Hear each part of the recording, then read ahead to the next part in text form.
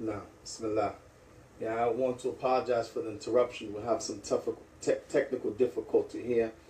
What was happening last night in our session, and it's happening today. Well, almost done. At any rate, so we're talking about the different duros that we had during the time of Sheikh Muqbil when he was there in the Maj and while he was alive outside of the Maj getting his treatment.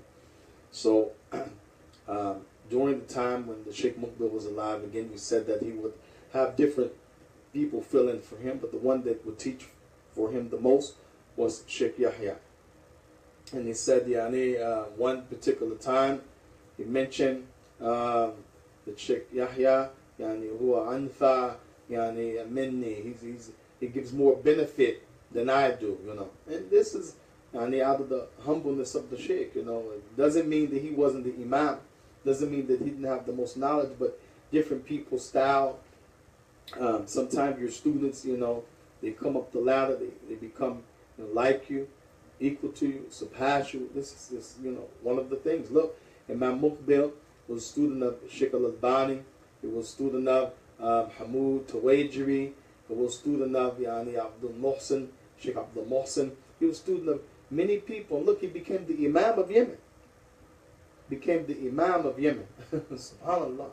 So, we studied a lot of different things during our time there. From amongst the things that I studied, I will mention the main durus that everyone had to attend.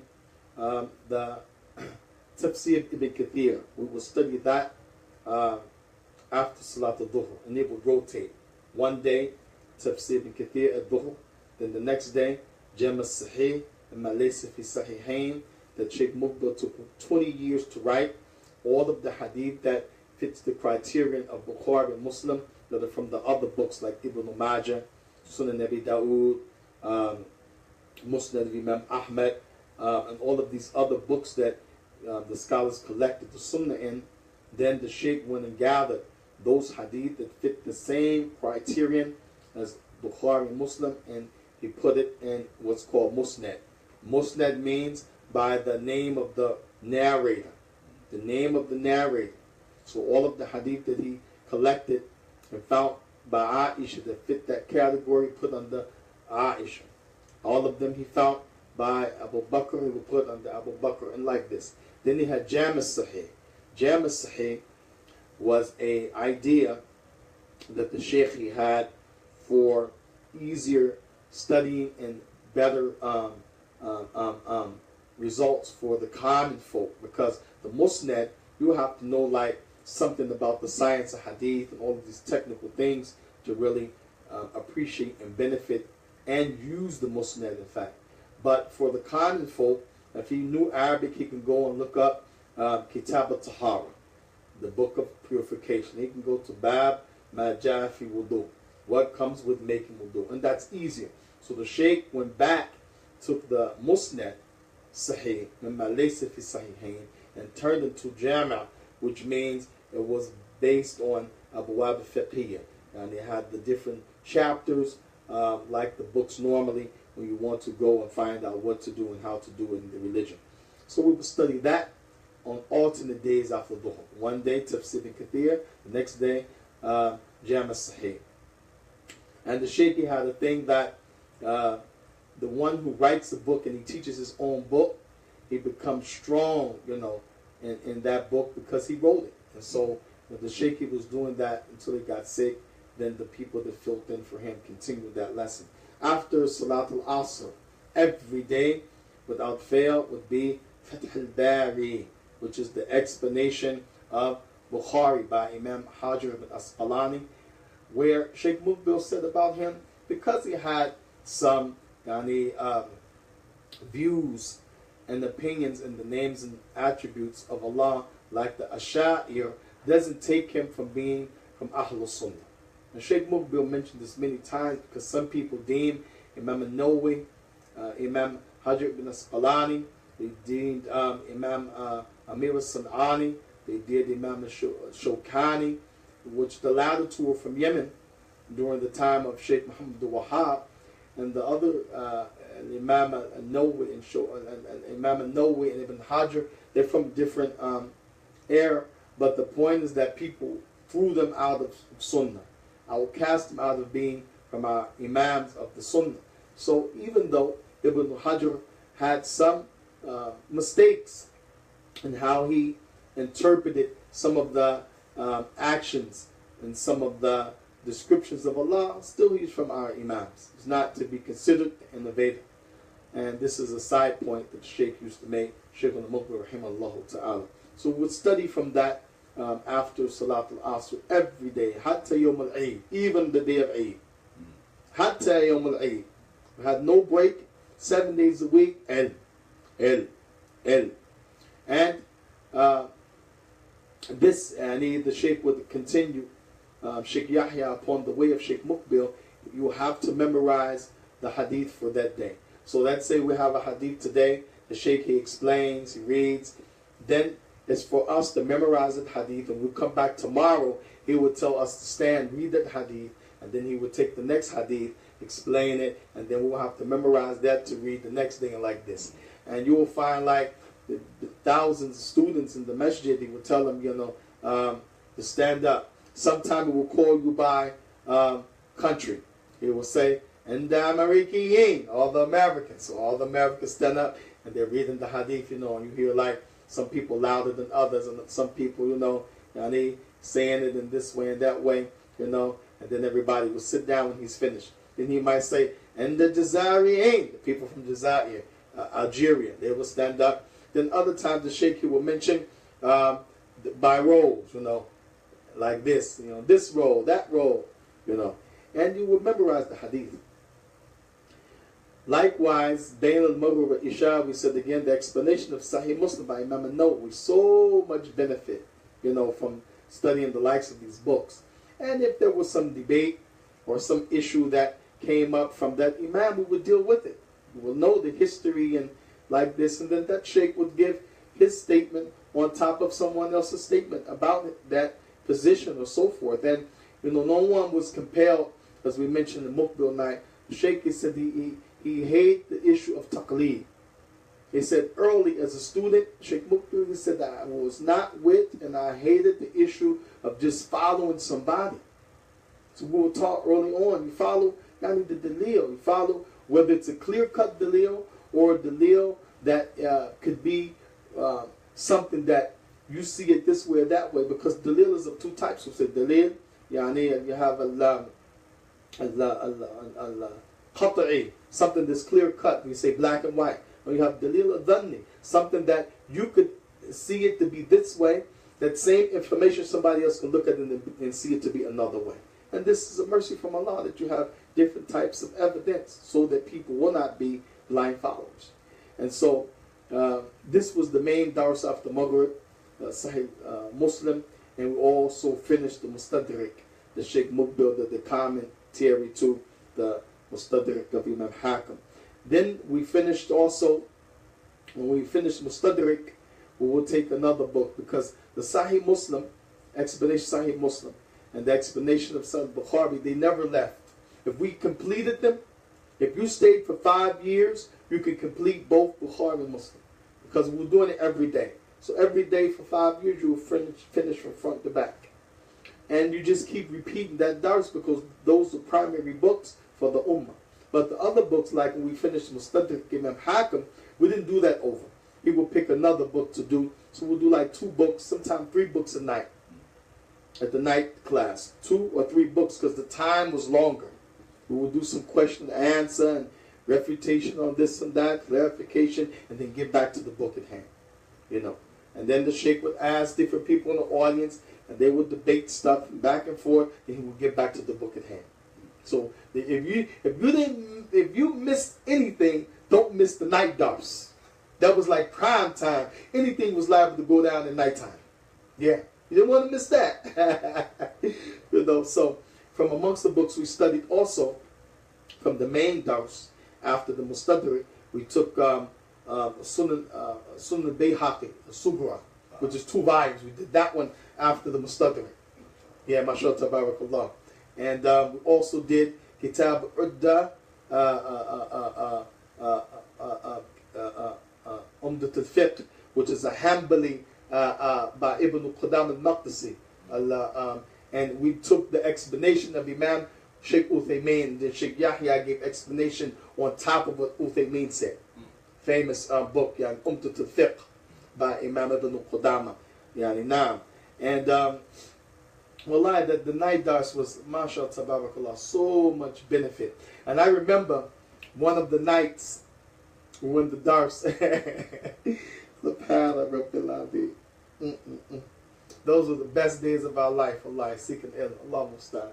I remember one of the dars, I had a friend, his name was Abu Hudayfa al-Libi, from Libya. Big like a football player. Oh man, beautiful brother, man. Some people would just love them, the character and everything. Had this big beard. So I used to sit next to him because I'm not a perpetrator front. I know like my level. I need to sit by somebody who knows things so I can say, what the Sheikh say, I don't understand. This was early on, And so one time the Sheikh was mentioned, Sheikh Yahya in the Dars, Abu Qilaba, who's from the Tabi'een. So he mentioned the narration, Abu Qilaba, where he said, La tajlisu ahlul bid'ah. Do not sit with the people of bid'ah. He said, فَإِن لَا تَجْلِسُ أَهْلُ الْبِدْعَةِ. Don't sit with the people of bid'ah. He said, فَإِنَّمَا يُقْلِبُ عَلَيْكُمْ أَوْ يُلَبِّسُكُمْ فِي دِينِكُمْ. Or كما قيل. He said, don't sit with the people of bid'ah. He said, because indeed, either they will overwhelm you totally, or at least they will give you some misconceptions in your religion. So the Sheikh, he quoted that during the dars, and then Abu Hudayfa al-Libi from Libya, he told me, he said, what did the Sheikh say, So then I told him, he said, okay, uktub, write it down. So I told him, I said, but my Arabic writing is not that good. He said, la. He said, uktub fi Inglesiyah. Write it down in English, what you heard. He said, ثُمَّ بَعْدَ التَّقَوَّةِ اُكْتُبْ فِي عَرَبِيَّةٍ. He said, then once you become stronger, you go back and take those notes and you write them in Arabic. And it kind of like blew me away. I was like a fish out of water, like boom, like wow. And so I started doing that. And I tell you, after that first year, my Arabic increased. And I was able to do like he said. I went back and transferred all my little scrabble notes. And he told me, said, make sure you come to the dars with dictionary. So I brought the Hans Wehr. And that's all I knew. I didn't know like Mukhtar Siha and those books, of Arabic. I brought that. He told me to get Taqrib At-Tahdib by Ibn Hajar. A one-volume book that you can look up the person and see if they said, da'if, or thiqa, or like this, trustworthy, or he's weak, or kind of tashayyur, and he was Shia. And so sometime when the Sheikh would mention names, he would tell me, look up that person. I'll be looking it up in the dust and saying, And there may be two people with the same name. One person was Rafidi, Shia, and the other was Sunni. So you have to know when he died, this and that. And this is how, the older students groomed the students who were, new like myself. And so I remember getting to the point where I really began to be strong in the Arabic language. And this was I think 2005 or 6. And I remember I said I left after the Sheikh Mukbil, he died, came back home, and this was around 2002. And I tried to go back to Yemen immediately, but the government kept sending me back. And I was spending cash money, like going, they send me back, go again. And, one of the particular times, two of the particular times, I had family with me, wife and children. So, it was a lot of money. And they apologized. They said, it's not us, it's your government, American government. They don't want you seeking knowledge. Homeland Security put your name in the computer. So once they do that, we can't let you in. I'm like, oh, really? So what I did was, and this is the whole theory behind changing the name, contrary to what Umar Quinn said, with no knowledge.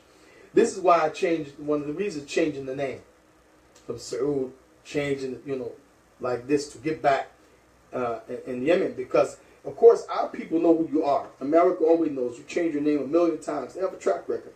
But on the other side, they don't know. So if you legally change your name in the court of law and you get a brand new passport, they have no idea that you're that same guy. So I did that, and eventually I made it into Yemen through Aden. So the word was, don't go through Sana'a, go through Aden. You'll get in. Because this was the game they were playing in Sana'a. Send them back, send them back. I mean, they sent whole families back, man. Horrible. People spend $10,000 worth of tickets, you send them back. Horrible. So anyway, the point I'm getting to is that this particular time, I had become strong in the language. And one of my friends, he was there since the late 90s. His name was Abdullah Al-Mania from Germany. Real tall, like Al-Albani, 6'7". He died in one of the Hisar, or either the first one, when they surrounded the Masjid, the second one. He died. May Allah give him Jannah. Ameen. And he was the one of the people that I benefit from as he studied Riyadh al-Salihin. So I would do 101 with him. Say, come and then the dars. We'll have a lesson. Let's go. And he was my neighbor during the time, Sheikh Mukbil. So my point is that I remember he told me when I left and came back, he said to me, I had a dream about you. I said, really? And we went to the internet cafe using the computers one day.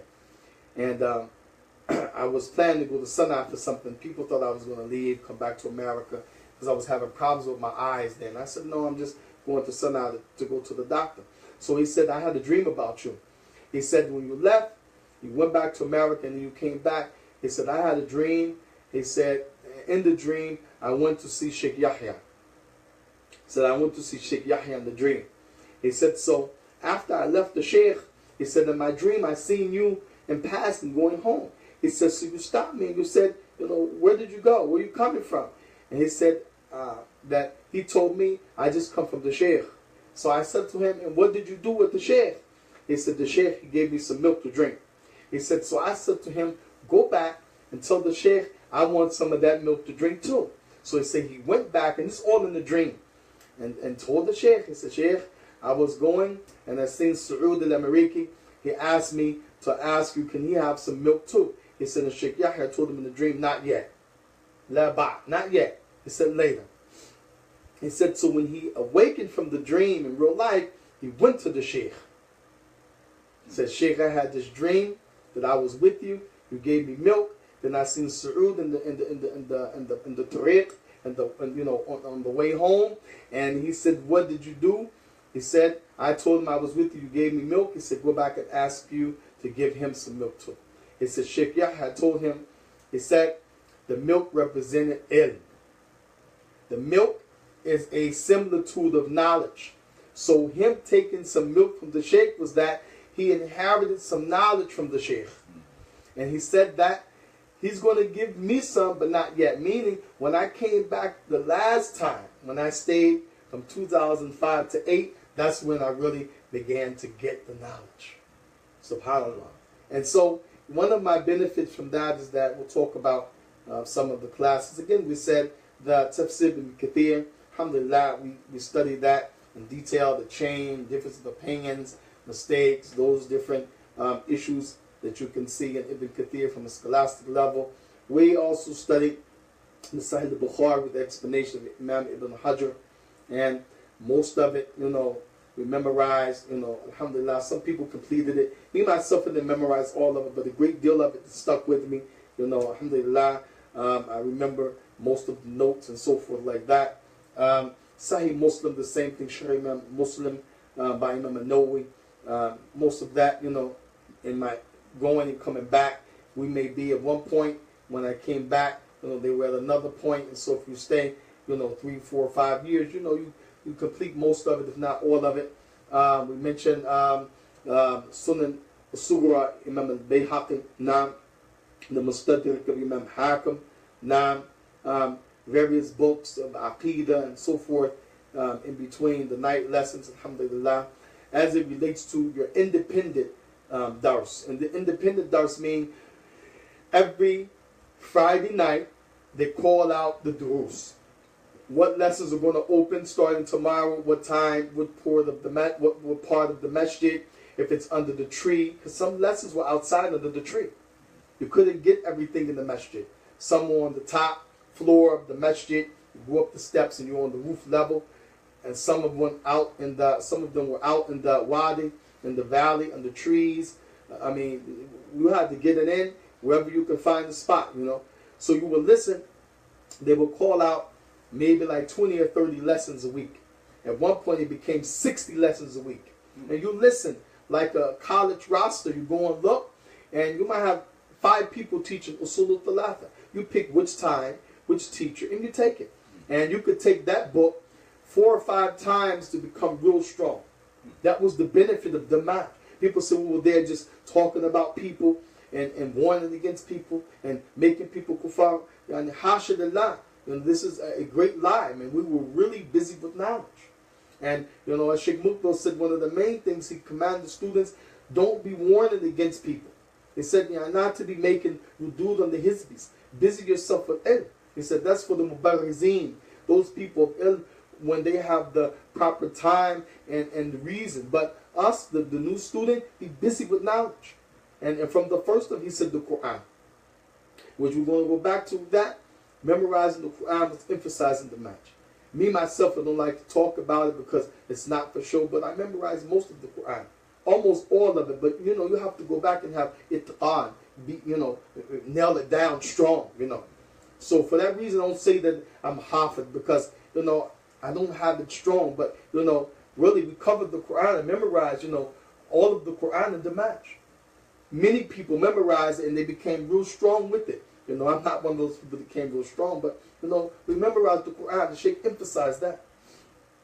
Many of the people, like Abdul Hakim al-Amariki, it's known he memorized it. He has itqan, and he's certified as a hafid. It's there in Yemen to this day. Kadhalik Shakir, in Maghil in Canada, one of my beloved brothers and co-students, memorized the Quran and is known to have it thabits. Barakallahu fikum. وكذلك يعني ماذا many of the brothers memorized the Quran, like Mundir from South Carolina and Washington D.C. You know what Abu Fajr, yani Abdul Fattah from Canada. They memorized the Quran. Is known they have it. Yani mashallah, ana falah. You know I know it, but mashallah I'm not going to front. You know maybe I will officially complete it and have it strong before I die. Billahi tawfiq. But this was some of the activity that the student was involved in, and like the sister asked last night about our brother Hassan Saman, Abu Hassan Malik, yeah, they were students there, but everyone that was in the masjid didn't come away with the same thing. Everyone that was there did not come away with the same thing. Some came away with things that others didn't, and some came away with nothing, because of how you spent your time, what you were into, If you were busy with talking about what's going on at home, you wouldn't benefit. You were busy talking about Fulan, you wouldn't benefit. You were busy talking about what you can learn in the Majid. The brothers who say you can't learn Aqidah and Manhaj here. Allah Mustan, you think they want to benefit? No. So, that's another thing, the Quran, memorization and tahkim, reading to someone, and tasmiyah, someone have to listen to you, and you repeat after him, and tajweed, in fact, we study tajweed. One of my teachers for tajweed was Abu Hudayfa al-Wasabi, who lived in the Mazra and was very proficient in the recitation, mashallah. And we studied from a small book called Fin Tajweed. Fin Tajweed, beautiful book. In fact, I have it now, and I taught some of it even to my family. This is a very good book. Small book, concise, straight to the point for Tajweed.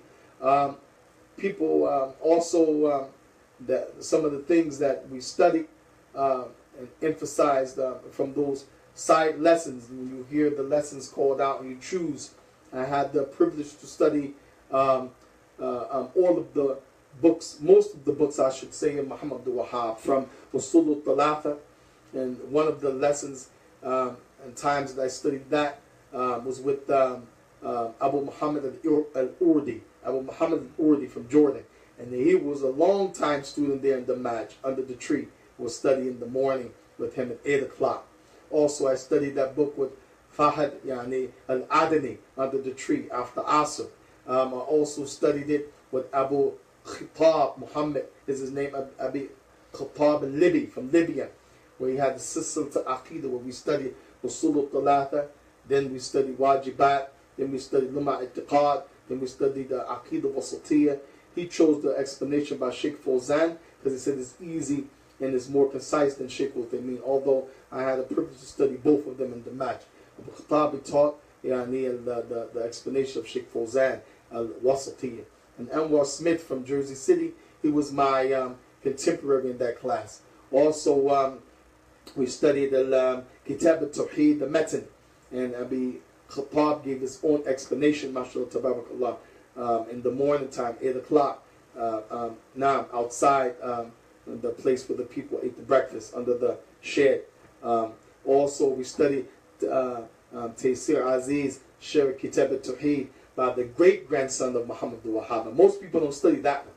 Most people study Fath al-Majid. But we study Fath al-Majid with Abu Abdullah, Tariq Ba'dani, Abu Abdullah, and we also studied it, Fath al-Majid, with Muhammad Hizam, me and Anwar. But we also got a chance to study Taysir Aziz, Sharh Kitab al-Tawheed, by the great-grandson of Muhammad al-Wahhab. I didn't get a chance to finish that book because I traveled to Sana'a, but we were in it when I traveled, mashallah, tabarakallah. And also, from the side Durus, I had the opportunity to study Barakallahu Fikum, Tahawiyah, also Taysir Alam, Sharh Umdat Ahkam. Also, we would sit in the Durus. That Dars, Umdat Ahkam, was taught by Sheikh Abdul Rahman Adani after Asr in the back of the masjid. And he would teach Umdat Ahkam Kubra, because you have Kubra, which has all of the different hadith in it. Then you have Taysir, which just has the Bukhari and Muslim by Ali Bassam, Sheikh Bassam. And so Sheikh Zaid al-Wasabi, he would teach that book as well, Umdat Ahkam. And also had the benefit of Barakallahu Fikum, studying many of the books from the science of hadith, such as Bayt Kulniya, with Abu Anis from Aden. Also Kitab al-Tahar from Bulugh al-Maram by Abu Malik, who ended up leaving and went to Saudi, Yemeni. We also had the privilege of studying Sifatu Salat al-Nabi by Sheikh al-Albani from the beginning to the end, and we studied the 3 volumes as well. Whereas the original was 3 volumes, then he made a condensed version to 1 volume, and so we studied that. And I remember the brothers were saying, oh, they're attacking al-Albani. And just as Sheikh Mukbil said, he was not comfortable with some of the positions that Sheikh al-Albani made, because you're talking about the student is one. Again, he's not going to blind follow. He's going to use the scholars and quote the scholars, but at times he's going to go in opposition to what the scholars say, because he sees that there's a better or stronger way. And there's nothing wrong with that, even though he's the Imam al-Albani. If we deem that there's a position that the Sheikh, it may not be right, or it may not be what we see to be right, or it may not be strongest, then this is an educated opinion with Dalil. So, alhamdulillah, we had the privilege to study many of those books, and wallahi, there are many more to mention, but for the sake of time, Allah subhanahu wa ta'ala, wafiq, and bi khair, may Allah give us the success to all that's good. Walhamdulillah bil alameen. So the next, so that was question 4 and 5, basically. So the 6th question, what was the environment like where you studied? Was it violent, peaceful? Because it's very tribal. So could you give us some insight on the environment?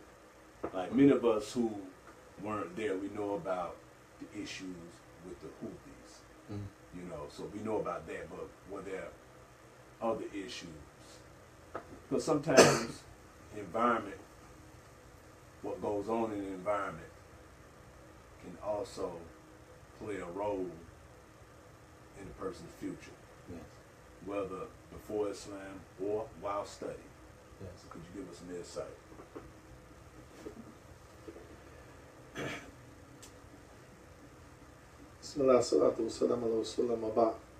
The environment there in the match.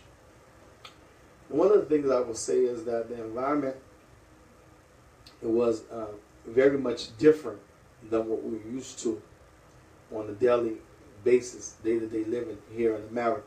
For example, the housing that we lived in. During the time of Sheikh Mukbil, a house for a student consists of a room to sleep, a kitchen to cook, and a bathroom, like we will say a studio. Mm-hmm. And the Sheikh felt that was sufficient, because you're here to seek ilm. And most of the students, when they go, they really, from history, they don't have a lot of possessions with them, because it's harder to travel around the more possessions you have. And you find them not being too attached to this world, because a person who's attached to this world is never going to give up the world to seek knowledge, as you have to sacrifice something for this ilm.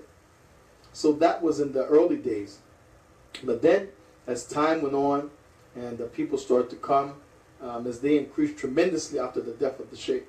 I mean, numbers reached 7,000, 8,000, 9,000, 10,000, 11,000 in students there in the match.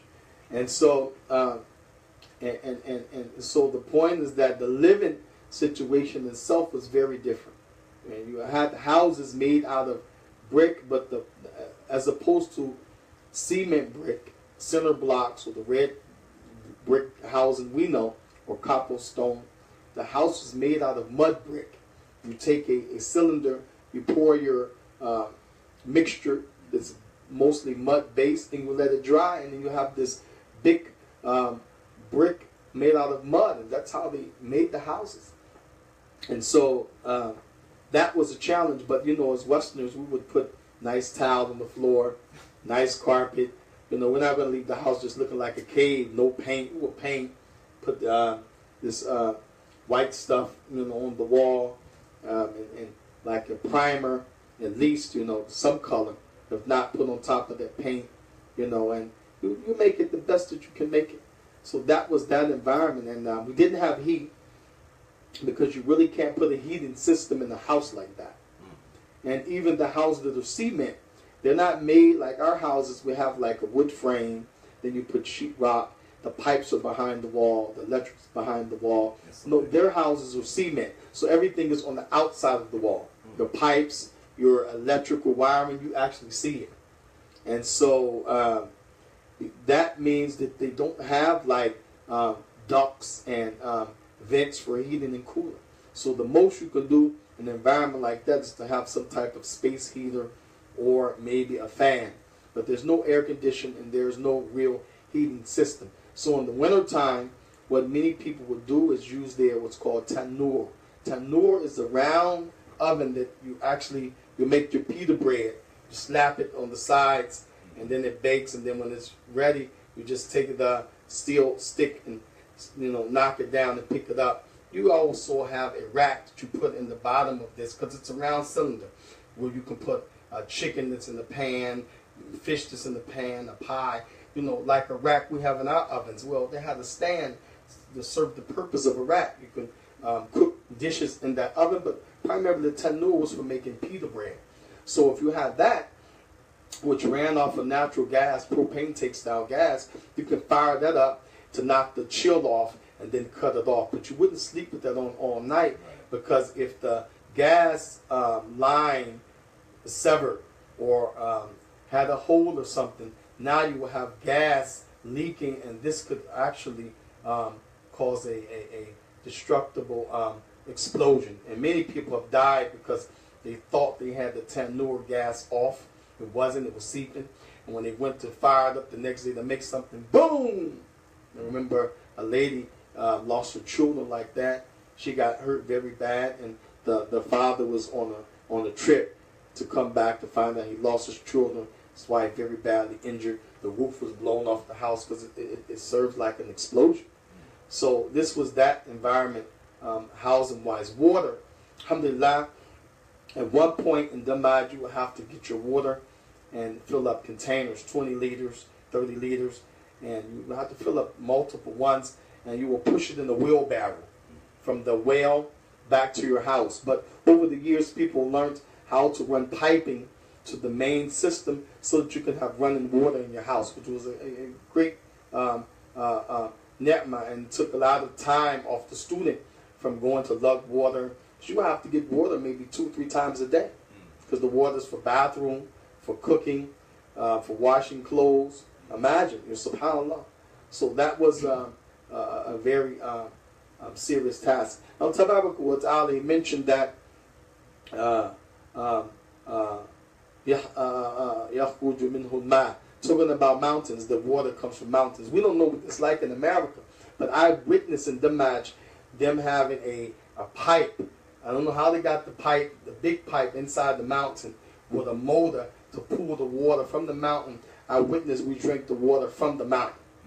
SubhanAllah, like Allah mentioned in the ayah. And although the water was very high in calcium deposits, lime and so forth, which would give you kidney stones if you didn't drink something to keep the stones broken up, the water was from the mountain. Yes.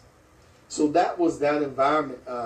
And we didn't have television because the government promised way back during the time Sheikh Mukbil for electric. And you can go in the middle of the valley and see the light posts that normally you will see electrical wire on, just had the light posts, no wiring. Like they were getting ready and setting up for it, but they never did it. And one of the reasons is because Sheikh Mukbil said he didn't want it. And so when he died, his Khalifa, Imam Yahya, stuck to that, said we don't want it. Why? Because the electric was going to destroy the match. Someone would say, well, how can electric destroy the match? You guys would turn down electric rather than having electric? This is like extreme. Well, you understand what comes with electric, right? The guy's going to be up all night watching TV. Somebody's going to be watching videos. Somebody's going to be watching, movies. Somebody's going to be watching porn. Somebody's going to be doing this. You won't be a student like that. So to preserve the makan, to preserve the place, they said, no, we don't want no electric. Because we use generators to run what we needed for electric.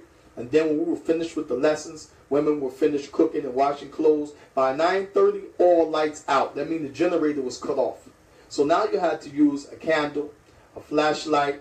What do you call these lanterns? They have not propane. This there's a lantern you light. Yeah, it's a type of oil. Yeah.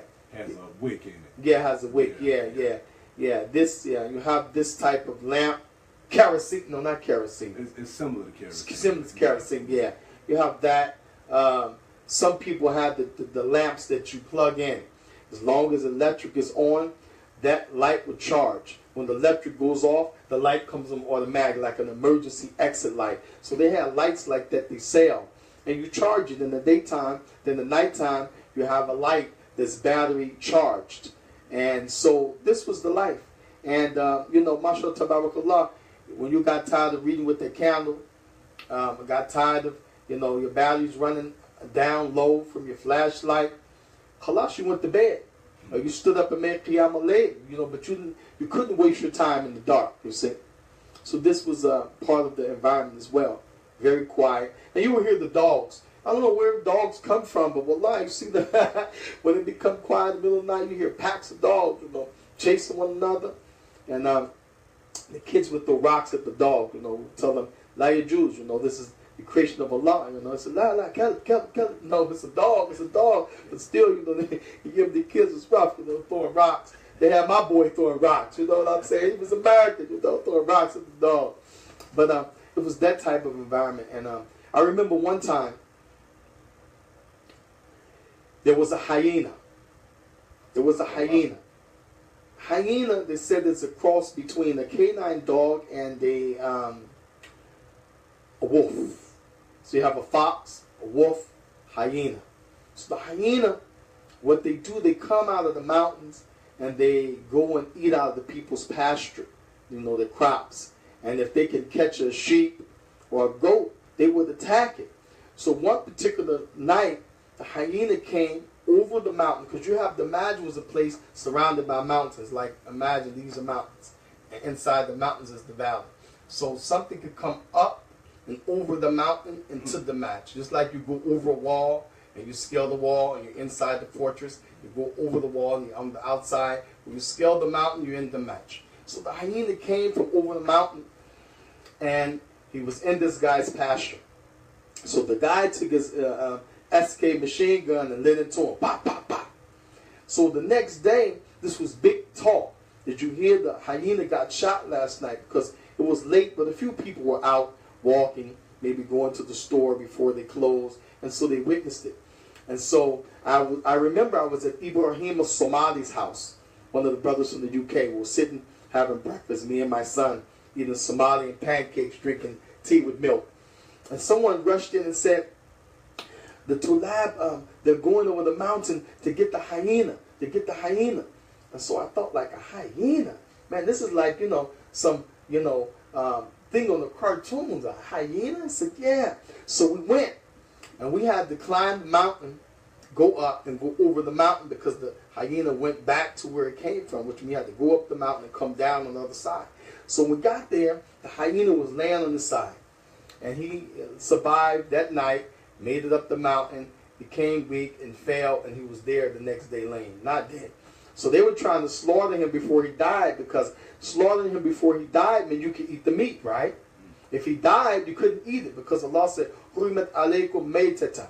What is made prohibited for you? Then Allah mentioned the concession of things. One of them is dead meat.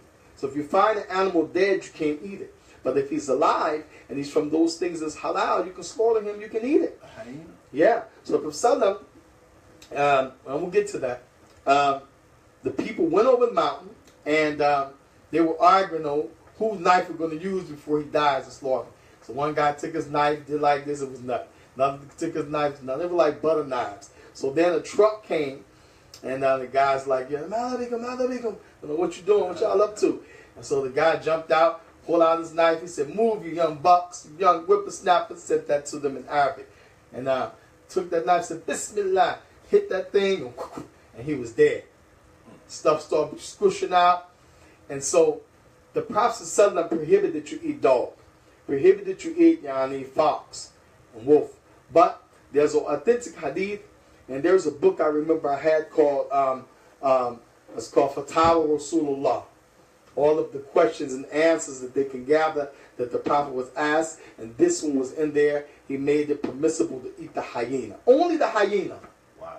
This is the benefit of being in the place of ilm. The students knew that. They and one of the things was we didn't eat meat on a regular basis in Damaj if you were poor. In America, it's unheard of. You eat with no meat. Listen, you eat meat on Jumu'ah and on Eid. That's it. Unless you have monies coming in, like me, I was poor and have no monies coming in.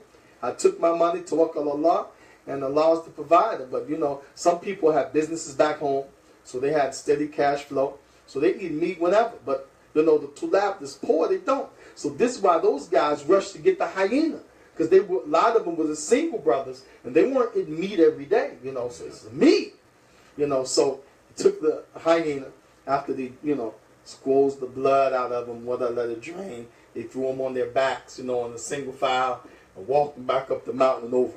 So the next day, after they skinned it and killed it and ate it, they talked about it.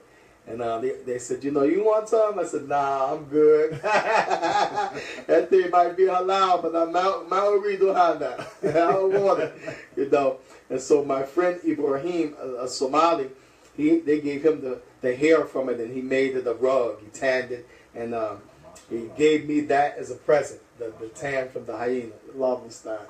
But so this was the environment. The meat and eating. I remember showing my passport picture to my wife. She said, wow, you were mad skinny. My face was like, sunk in, like you would think I was sickly. But wallahi, the knowledge was more beloved to us than eating and drinking. Wallahi. And Shaykh was like to me, he said, we are more in need of knowledge than food and drink. Because if you don't have food and drink, you will die. But if you don't have the knowledge, you're going to die anyway, and you're going to go to hell. You know, so this was our reality, some from amongst us anyway. And the environment was hostile. That's why the students had to do security. In the marriage section, it was security. And on the other side, where the masjid was at, there was security. As the masjid, that was the qalb of the masjid, the center. But then you walk 15, 20 minutes going away from the masjid. You're still in the masjid, but you had sections of the masjid. The masjid was bigger than you thought. You had upper the masjid, which is like, you know, upstate. And they had lower the masjid, where the masjid was. And then around it, the area became bigger and bigger and bigger the further you went out. So we lived in the area where they called the mazra', where the people planted their foods and stuff. That's the beginning of marriage life, you know. And it was about a 15, 20-minute walk from the mazra' to the masjid for dars and back and forth. So you got your exercise. It was good. And because anyone could come over the mountain or enter at nighttime, the students had an obligation to patrol. So whoever lived in the marriage section, he had to patrol the marriage section. So like, for example, at Fajr time, they would call the names for harasa. So whoever was on the night shift, at Fajr time, his shift ended, and then they would tell him who has to knock on that other person's door and give him the machine gun. So like they would call my name, they would call Hanif's name, they would call Abdul Rahman Amariki, they would call out the names. And everybody was known. This is communal life. You know who's who. So that person would knock on my door and give me the machine gun and say, harasa, you have guard duty. But Sheikh Yahya gave me an exception that I didn't have to do guard duty at one time because I was there one time with my children and there was no mother there. Then when I got married, then I was, you know, back on the list and I would have to do guard duty. So we would do guard duty from Fajr till about, let's say like 4 o'clock in the morning, 4:30 Fajr. You would do it to 10 o'clock. Then 10 o'clock, you will be off. You'll have like 4-hour break. 10, 11, 12, 1, 2. You'll come back at 2 o'clock. And you do 2 until 2, 3, 4, 5, 6, 7 until Maghrib, which is about 4 hours, 5 hours. And then you will go home and those people that were with you, they will work from Maghrib until midnight. And then the other people work from midnight to Fajr. And that's how it was. And each one had this partner. You know, you walk together. And there were maybe like 6, you know, people patrolling the marriage section, you know. You had your area that you didn't go beyond this place, you didn't go beyond that place, you had perimeters. And this was the life there because at any time someone could come and try to do something, you needed security, you see. And many people didn't know how to load a gun, never had training, but if you lived in the marriage section, you have to do it, you know. So that was that life. And where on the other side, where the masjid was at, then the people from the tribe of the Sheikh, the Majiyun, they handled that because that was the door to the match. If you drove in with cars, that was the main way. So they would take that side. And of course, the Sheikh lived on that side, you know, when he was alive and the masjid was there. So they handled that. And I remember, Wallah Musta'an, in 2005, 6, actually 2004, 5, 6, 7, 8, the Houthis were at war with the government. The Houthis were at war with the government. And I remember they sent a letter to the governor of Saada, and the governor of Saada sent it to Sheikh Yahya at the request of the president, Abdullah Ali Saleh. And so the Sheikh, he read it in the Dars. We didn't even do Dars that day. That's how important in the state of emergency that letter was. He read each point from these Houthi. They said they don't want no more students in the masjid. We want them all to leave. We don't want any more books of Ahlul Sunnah to be sold. We want the masjid to close down. They just kept making demands, and they said we want to march all the way to the Kaaba and take over to Mecca and take over the Kaaba. They had all of this crazy stuff in the letter, and so we knew at that time it was getting serious. But it wasn't between us and them yet. It was them against Abdullah al-Salih because they wanted to turn the whole north back into a Shia rule like it was back during the time when Sheikh Mukbil was young. They didn't want it to be a democratized under one leadership. No, they wanted their rule. So they were attacking the soldiers, and it was a fight between the Houthi and the government in that part of the north. So I remember, like, you couldn't travel because if they caught anybody from the Maj, they would shoot them. They were holding them for ransom. Many of the students got killed during that time and travel. It was difficult. You know, almost time. But during that time, we didn't engage in anything. We were just told, you know, to be patient until one time some of the Houthi, they retreated inside of the match. They were being chased by the government. And we can hear the bombs, by the way, because remember, America gave planes and B-52 bomber fighter jets to Yemen under the Fighting Terrorism Act. So they had American equipment. Them Houthi was still giving them hell, man. With rocket launchers and machine gun, they was giving the Yemeni government heck, man. So we could see the flashes, you know, boom, and feel the mountains tremble because they were dropping bombs on them. And so the guys retracted and retreated to the Maj and came inside the Maj. And oh my God, they brought a tank inside. And they actually shot the guy with the tank. Can you imagine getting hit by the ball from the tank, blew him to smithereens? And from that point, we said, the administration of the Maj, they said, that's it. We have to take responsibility totally for the Maj, because them bringing the tank in, although they're the government, and shooting that tank, it could have killed or hurt anybody. So that was the beginning of the Maj doing their own defense against the Houthis. That's how that started. And so one particular time after that, when I was there, 2006, they were trying to retreat from the government, and they were coming towards the Maj, and the Majis, they fought from 8 o'clock in the morning.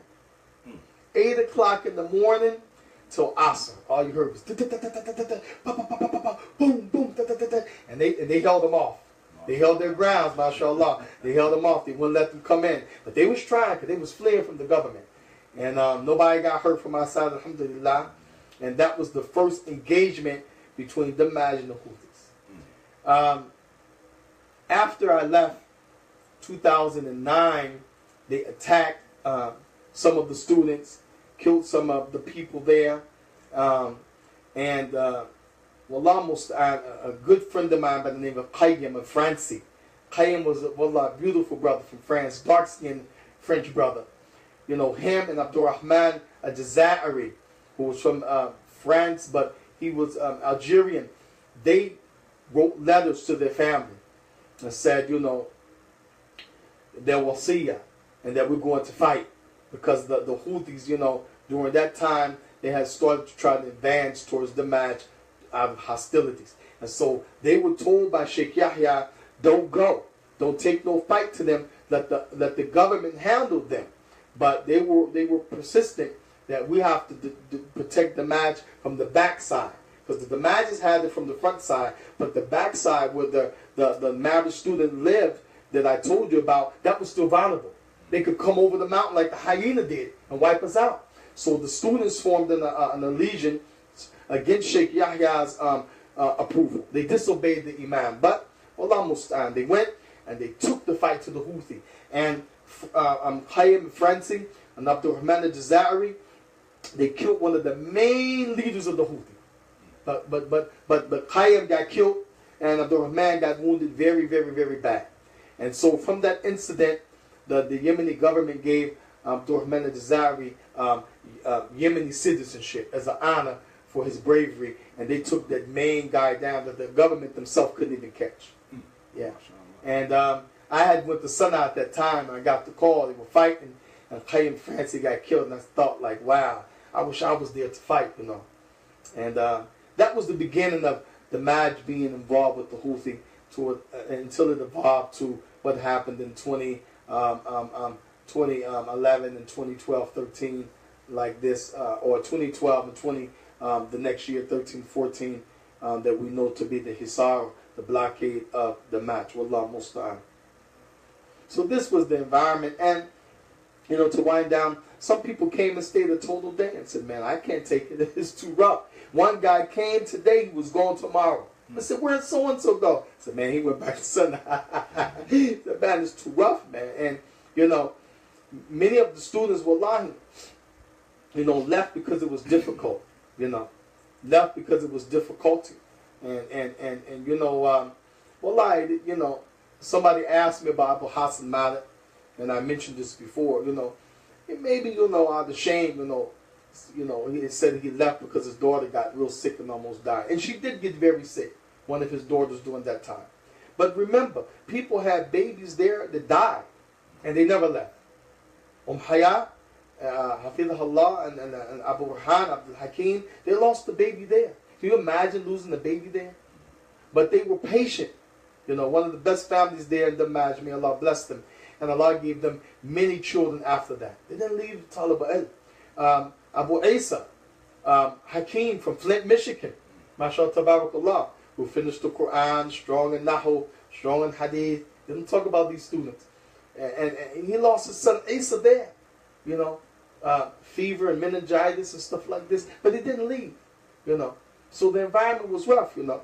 And you know, wallahi, I don't know, but it said that Abu Hassan's wife wanted to stay.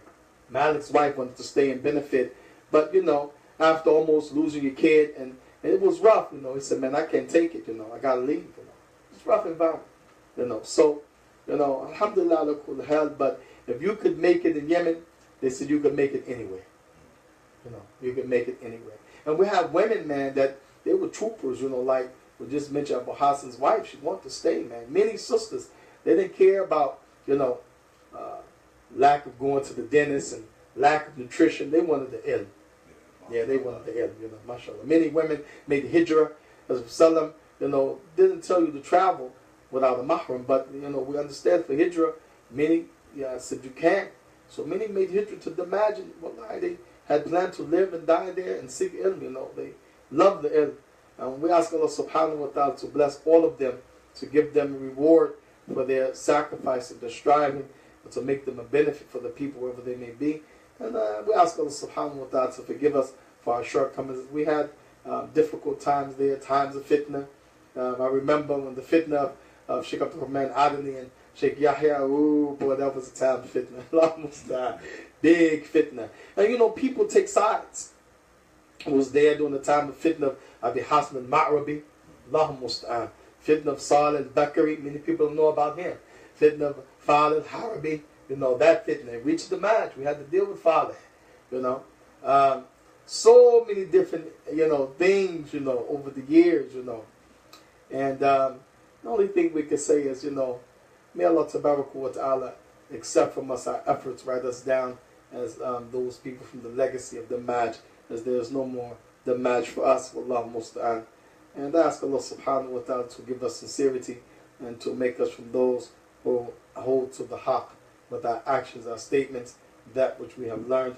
And I ask Allah subhanahu wa ta'ala to have mercy on our Shaykh, Shaykhuna Imam Abi Abdul Rahman, Muqbil ibn Hadi, al-Wadi'iyu, rahimahullah ta'ala. Alright, last two questions. Ask two more questions. I'm going to say, boy, this guy can talk. MashaAllah. 7 and 8. Now we're going to come back to America. Oh boy. We are at the present. What are your activities, or what are you currently doing in Dawah at this moment here in the States? And lastly, could you give us some final advice with regards to seeking knowledge here in the West? Alhamdulillah Rabbil Alameen, salatu wa salam ala Rasulih al-Kareem, wa ala alihi wa ashabihi wa sallam tasliman kathira. Ashhadu an la ilaha illallah wahdahu la sharika lahu wa ashhadu anna Muhammadan abduhu wa rasuluhu. Amma ba'd. Right now, I'm currently living in Durham, North Carolina. I've been in Durham for about 3 years, alhamdulillah. And most of my activity, as we are Marcus Safinatul Nur, we are an institute online.